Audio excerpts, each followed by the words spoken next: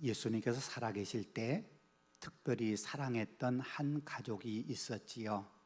마리아, 마르다, 나사로 세 남매의 가족입니다. 그리고 요한복음 12장에 보면 그 남매 가운데 마리아가 예수님의 발에 향유를 붓는 이야기가 나옵니다. 예수님께서 마지막 예루살렘에 들어가시기 직전 감람산 동편에 위치한 베다니라는 동네를 찾아가셨습니다. 그때 베다니에는 마리아 남매가 살고 있었습니다. 예수님께서 그 마리아 남매의 집에 들어가시자 마르다는 평소와 같이 예수님 대접하는 식사 준비를 하게 되고, 죽었다가 살아난 나사로는 예수님 발 앞에서 예수님과 함께 식사를 나누고 있었습니다.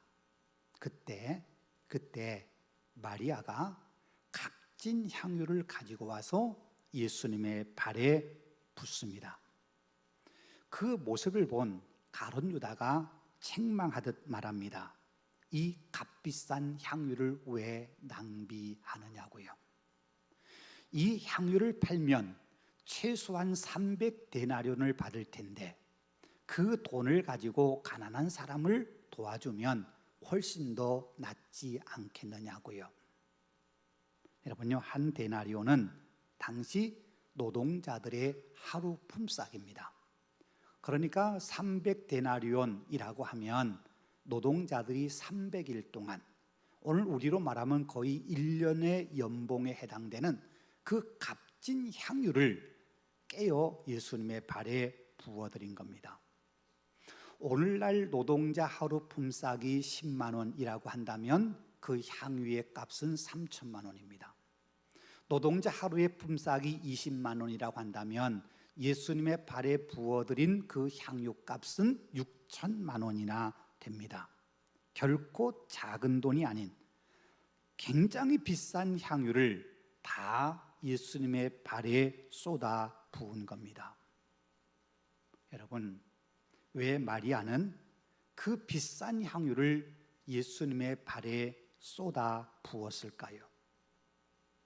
마리아가 예수님의 발에 그 향유, 비싼 향유를 쏟아붓자 말씀드린 것처럼 가룟 유다가 책망합니다. 왜 그렇게 허비하느냐고.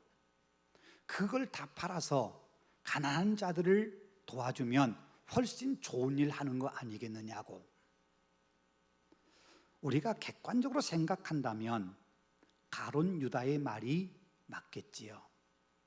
그 비싼 것을 발에 붓는다는 것은 분명 낭비입니다.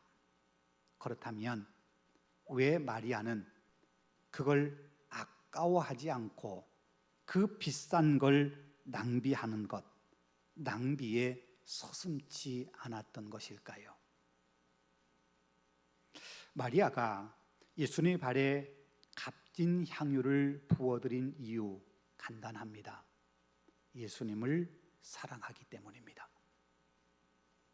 사랑하는 예수님을 위해서는 아무리 값진 것이라 하더라도 기꺼이 부어드릴 수 있는, 그리고 그것이 아깝지 않았습니다. 어쩌면 자신이 일평생 모아놓은 자신의 전 재산과도 같은 전부일지라도 사랑하는 주님을 위해서라면 기꺼이 내어드릴 수 있었습니다. 마리아가 그렇게 예수님께 자신의 사랑을 표현한 이유가 있습니다. 앞서 말씀드린 것처럼 마리아의 가족은 예수님의 특별한 사랑을 받았습니다. 그런데 거기에 그치지 않았습니다.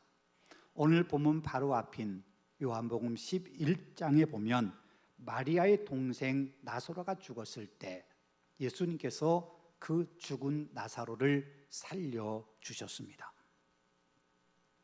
동생 나사로가 죽었을 때 마리아와 마르다 자매의 심정이 어떠했을까? 우리 한번 짐작해 볼 수 있지 않겠습니까?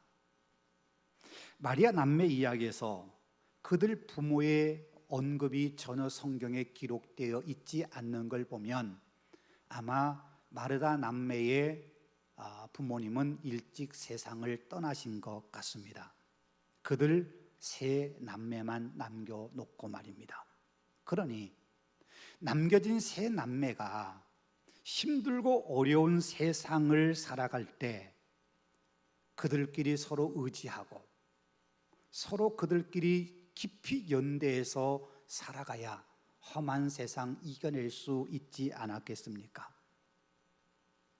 그 가족에 남아있는 유일한 남자는 나사로입니다. 그런데 그 나사로가 시름시름 앓다가 결국 죽고 말았습니다. 고대 사회에서요, 가정에 남자가 없다고 하는 것은 자기 가정을 지켜줄 울타리가 없다고 하는 것과 다르지 않았습니다. 그러니 부모님 세상 떠나고 이제 남아있는 남자는 나사로 하나뿐입니다. 사랑하는 동생, 가정의 유일한 남자였던 그 나사로가 죽었을 때 마리아와 마르다 자매의 그 마음이 얼마나 아팠고 얼마나 힘들었을까 우리가 충분히 미루어 짐작할 수 있습니다. 그런데 예수님께서 죽은 지 나흘이 지난 나사로를 살려주십니다. 나사로가 살아날 가망성이 전혀 없을 때, 마리아 자매에게 희망이 더 이상 보이지 않을 때 예수님께서 오셔서 나사로를 살려주셨습니다. 그러니 어찌 고맙지 않겠습니까? 그 예수님께 어찌 그 어떤 값진 걸 드린다 한들 아깝겠습니까? 아마도 단순히 자기 가족을 사랑해 주신 주님이기에 주님께 값진 향유를 부어드린 것만은 아닐 겁니다. 예수님께서 예루살렘에 올라오시면서 여러 차례에 걸쳐서 내가 예루살렘에 올라가면 배신당하고 권력자들에게 붙잡혀 고난당한 다음에 내가 죽임당할 거다, 그 말씀을 여러 번 하셨습니다. 그 말씀을 들은 제자들은 그 예수님의 말씀의 뜻이 무엇인지 깨닫지 못했지만 베다니에서 소문을 통해 예수님이 올라오신 도중에 그런 말씀을 하셨다는 것을 들은 마리아는 충분히 짐작했을 겁니다. 베드로의 고백처럼 주님은 그리스도요 살아계신 하나님의 아들입니다. 메시아, 그리스도 메시아입니다. 메시아는 기름 부음을 받아야 되는데 우리 주님이 메시아라고 한다면 우리 주님께 메시아로 누가 기름을 부어드릴까? 아마 마리아는 그 생각하지 않았겠습니까? 그래서 자기 마음속에 메시아이신 주님께 내가 정성을 다해 준비해 기름을 부어드려야 되겠다, 그 생각했을지도 모릅니다. 그래서 자신의 마음속에 메시아인 주님께 자기가 가지고 있는 그 가운데 가장 값지고 귀한, 가장 비싼 향유를 기꺼이 부어드린 겁니다. 메시아에게는 기름을 머리에 붓지만 자기와 같이 부족하고 부족한 사람이 어찌 사랑하는 주님의 머리에 기름을 부을 수 있을까? 그거 생각하니까 너무나도 죄송하고 부끄러워서 머리에 향유를 붓지 못하고 예수님의 발에다가 향유를 부어드렸습니다.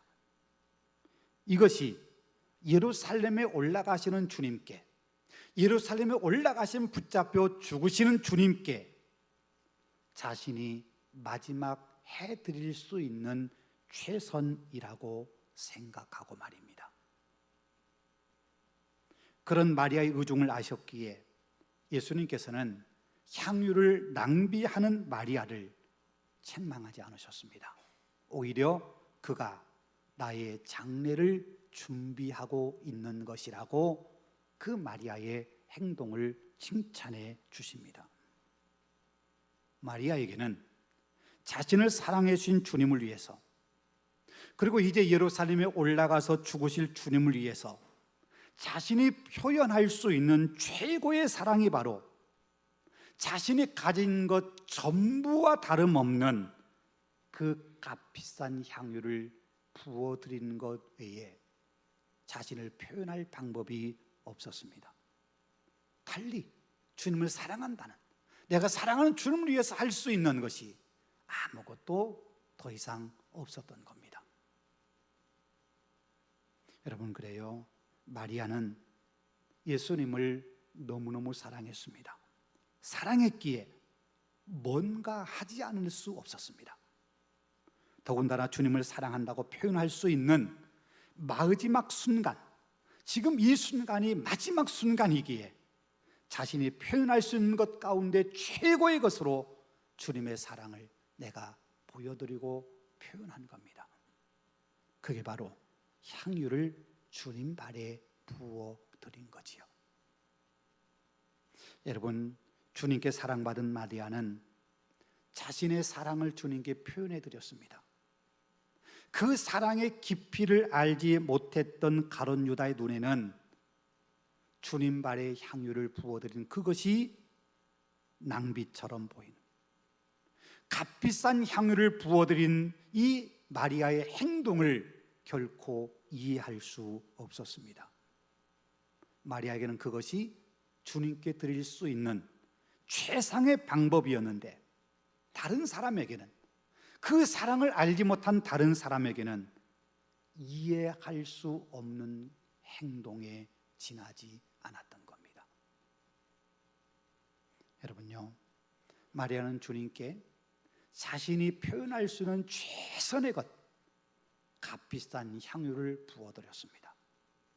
그런데 그 마리아가 표현한 사랑보다 더 큰 사랑의 표현을 우리에게 해주신 분이 계십니다. 하나님입니다. 하나님은 우리를 사랑하셨습니다. 우리를 사랑하셔서 당신의 독생자를 이 땅에 보내주셨습니다. 우리가 잘 아는 말씀이지요. 하나님이 세상을 이처럼 사랑하사 독생자를 주셨으니 이는 그를 믿는 자마다 멸망하지 않고 영생을 얻게 하려 하심이라. 하나님께서 당신의 사랑하는 독생자를 주신 것은 우리를 향한 당신의 사랑 때문입니다. 하나님의 사랑이라는 말 외에는 예수님이 이 땅에 오셔야 될 이유를 설명할 다른 어떤 방법이 없습니다.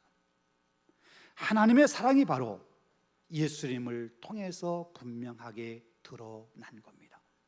그런데요, 하나님의 사랑은 거기에 머물지 않았습니다.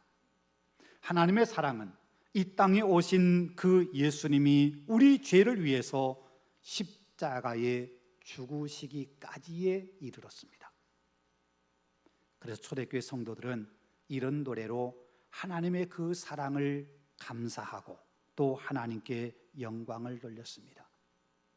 그는 근본 하나님의 본체시나 하나님과 동등됨을 취할 것으로 여기지 아니하시고 오히려 자기를 비워 종의 형체를 가지사 사람들과 같이 되셨고 사람의 모양으로 나타나사 자기를 낮추시고 죽기까지 복종하셨으니 곧 십자가에 죽으심이라.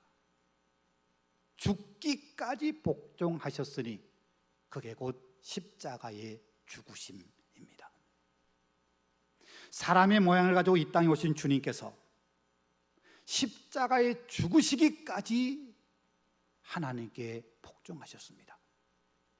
하나님께서 우리를 향한 사랑으로 예수님을 그 치욕스럽고 고통스러운 십자가에 죽게 하실 때 그게 하나님께서 우리를 향해서 베푸실 사랑의 최고라고 하는 걸 알기에, 우리를 향해 베푸실 하나님의 사랑이 얼마나 간절하고 크신지를 알기에 주님은 십자가에 죽어야 한다는 하나님의 말씀에 순종하여 십자가에 죽으셨다는 겁니다.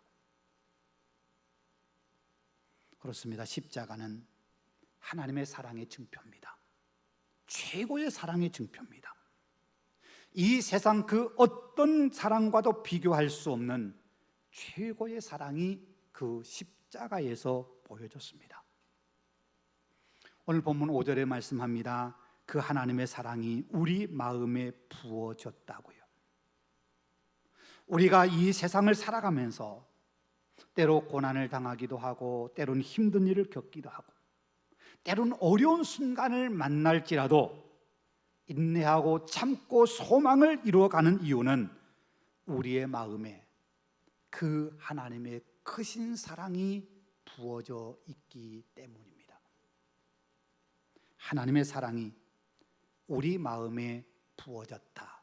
이 부어졌다는 이 말씀은 쏟아붓는 걸 말합니다. 하나님의 사랑이 우리에게 감당할 수 없을 정도로 쏟아졌습니다. 마치 컵에 물을 붓는데 이 컵이 흘러 넘치도록 물이 계속 쏟아 부어지는 것처럼 말입니다. 그러면 언제 하나님께서 당신의 사랑을 우리에게 쏟아 부으신 것일까요? 6절에서 말씀합니다. 우리가 아직 연약할 때로 기약대로 그리스도께서 경건하지 않는 자를 위하여 죽으셨도다. 우리가 아직 연약할 때라고 하는 이 말을 문자적으로 해석한다면 우리가 도덕적으로 무기력한 상태에 있을 때 그런 뜻입니다. 그런데 이 말씀은 단순히 우리의 상태가 도덕적인 상태를 의미하는 것만은 아닙니다. 경건하지 않는 자라고 말씀하신 것처럼 우리가 연약하고 무기력해서 하나님을 위해서 우리가 할 수 있는 것이 아무것도 없는 때, 하나님을 위해서 우리가 할 수 있는 능력을 아무것도 갖추지 않는 상태에 있었다는 말입니다. 우리가 가진 힘으로 하나님을 기쁘게 해드릴 수 없었습니다. 하나님께서 말씀하실 때 그 말씀을 따라 순종할 힘도 우리에게 없었습니다. 하나님께서 우리를 바라보실 때 우리가 뭔가 믿을 구석이 있을 만한 것이 하나도 없었습니다. 그렇게 철저하게 영적으로 도덕적으로 무기력한 우리를 위해서 하나님께서 일방적으로 사랑을 베푸신 겁니다. 십자가의 사랑을. 우리는 그런 사랑을 은혜라고 말합니다. 내가 뭔가 사랑받을 만한 자격이 있어서 어떤 조건을 갖추고 있기 때문에, 그래서 내가 뭔가를 받았다면 우리는 내가 그래도 받을 만하니까 받았지라고 생각할 수 있습니다. 내가 하나님을 위해서 뭔가를 해드렸고 내가 희생하고 수고하고 뭔가 내가 해드렸기 때문에 하나님께서 우리의 수고에 대해서 보상해 주신 거라고 한다면 그건 보상이지 은혜가 아닙니다. 그런데요, 우리가 하나님께 해드릴 수 있는 것은 아무것도 없었습니다. 아니, 뭔가 해드릴 힘이 없는 무기력한 존재였습니다. 그런데 하나님께서 일방적으로 우리에게 당신의 사랑을 보여주셨습니다. 우리에게 뭔가 기대하신 것도 아닙니다. 그저 우리를 사랑하시기 때문에 사랑을 베푸신 겁니다. 그래서 우리는 그것을 절대적인 사랑, 아가페라고 말하는 거지요. 그런데 그런 절대적인 사랑은 우리가 예수님을 알지 못할 때에만 베풀어지는 것이 아닙니다. 사실 우리가 예수님을 나의 구주로 고백하고 영접하여 하나님의 자녀가 된 후에도 우리는요, 하나님의 뜻을 행하거나 하나님의 자녀로 살기에 여전히 무능력한 존재에 지나지 않습니다. 하나님이 우리를 돕지 않으신다면, 하나님이 우리에게 힘주지 않으신다면 우리는 하나님의 뜻을 행할 힘이, 능력이 없습니다. 하나님께서 우리를 돕지 않으신다면 하나님의 자녀답게 살 수 없는 우리는 연약한 존재들입니다. 그럼에도 하나님께서는 연약한 우리를 꾸짖지 않으시고 우리를 사랑해 주셨습니다. 예수 믿는다 하면서도 예수님의 길을 따라가지 않고 죄악에 빠져 살아갈 때 우리를 책망하지 않으시고 오히려 우리를 강권하여 죄악에서 돌이켜 오도록 도와주십니다. 우리가 예수의 제자로 세상을 살아갈 때 때로 실수하고 넘어져서 절망하고 있을 때 우리에게 다가와 일어서도록 우리의 손을 붙잡고 일으켜 세워주십니다. 우리가 마음의 깊은 갈등과 고민 속에 괴로워할 때 야, 너 그것밖에 안 돼? 라고 책망하지 않으시고 조용히 다가와 끌어안아 주시면서 얘야, 힘들지? 힘내. 내가 너와 함께 있어. 내가 너를 도와줄게. 내가 너를 안아줄게. 내가 너를 인도할게 라고 말씀하시면서 우리에게 용기를 주십니다. 연약하고 무능한 우리에게 베푸신 하나님의 사랑은요, 지금도 계속되고 있습니다. 지금도 계속해서 쏟아 부어지고 있습니다. 그래서 그 사랑이 아가페입니다. 우리의 조건에 따라서 변화되는 사랑이 아니기 때문입니다. 우리가 하나님을 알지 못할 때, 우리가 연약하여 할 수 있는 것이 아무것도 없을 때, 하나님을 위해서 해드리는 것이 아무것도 없을 때 우리를 사랑하신 그 하나님의 사랑은 지금도 우리에게 끊임없이 공급되고 있는 겁니다. 그 사랑 때문에 오늘 또 우리가 담대하게 세상을 살아갈 수 있게 되는 거지요. 여전히 연약하고 부족한 건 많은 우리들이지만 그래도 세상 속에서 주눅들지 않고 살아갈 수 있는 이유는 그 사랑이 지금도 우리에게 한량없이 쏟아부어지고 있기 때문입니다. 여러분, 그 사랑이 절정을 이룰 때가 있었습니다. 그게 바로 십자가입니다. 하나님의 아들이신 예수님께서 우리의 죄를 위해 십자가에 죽으실 때, 그때가 하나님의 사랑이 절정을 이룰 때입니다. 오늘 본문 8절입니다. 우리가 아직 죄인 되었을 때에 그리스도께서 우리를 위하여 죽으심으로 하나님께서 우리에 대한 자기의 사랑을 확증하셨느니라. 그리스도께서 십자가에 죽으심으로 하나님께서 우리에 대해 향하여 사랑하신다는 그 사랑을 확증해 주셨습니다.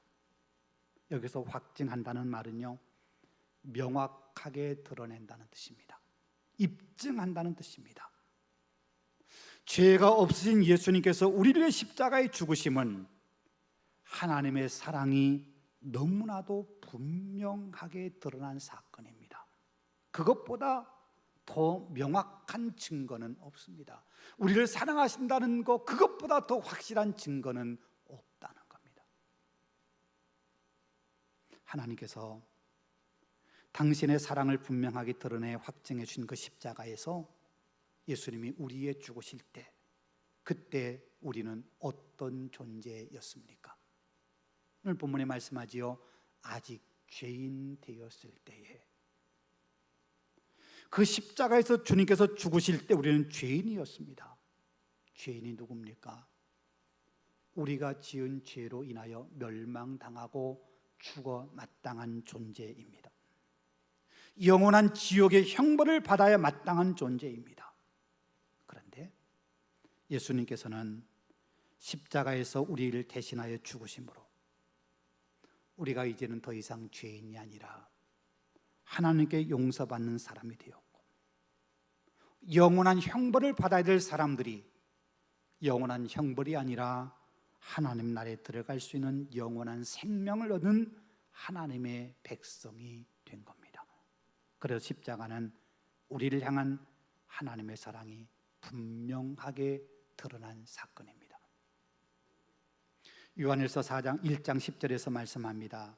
사랑이 여기 있으니 우리가 하나님을 사랑한 것이 아니요 하나님 우리를 사랑하사 우리 죄를 속하게 하여 화목제물로 그 아들을 보내셨습니다. 우리가 하나님을 사랑으로 하는 것은 우리를 위해 베푸신 하나님의 사랑에 비하면 우리의 사랑은 아무것도 아닙니다.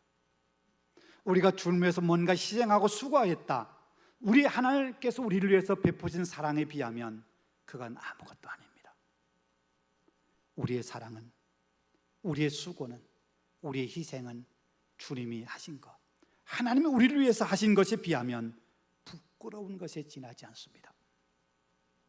우리를 위해 당신의 독생자를 땅에 보내시고 그 독생자를 십자가에 죽게 하신 하나님의 사랑은 말로 다 표현할 수 없는 크신 사랑, 아가페입니다.